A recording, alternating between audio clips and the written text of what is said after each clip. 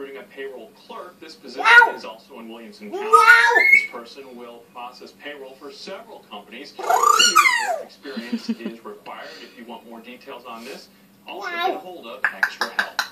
RSP Heating and Cooling is looking for an HVAC service technician.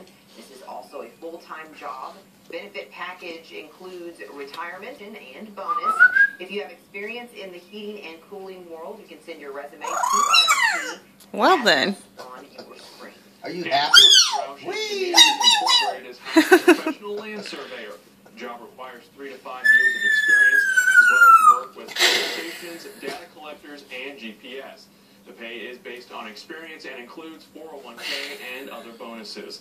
Email the company at the email address on your screen. We'll have all these jobs on our website a little later this morning. Just go to WSILTV.com and search Job Squad. And Ashley, how's the forecast? We're watching a little bit of light shower activity across the Parkland region this morning. Only expecting a few storms during the afternoon hours, and many of those will remain below severe criteria. Sing Andy Griffin. Story by tomorrow. So today, just yeah. showers expected during the morning hours. The better chance for storms will rise later this afternoon.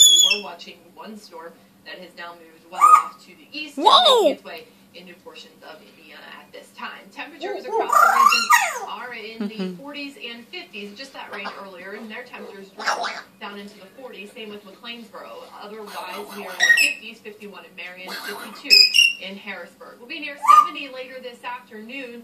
Tomorrow it's going to be even warmer, and that will allow those storms to be rather strong to severe all across the region tomorrow and across a large portion of the Midwest. Best chance for Jack. to be severe will be tomorrow evening, Bye. continuing into Friday morning. Bye, Jack. We'll cool off for the weekend back into the 50s.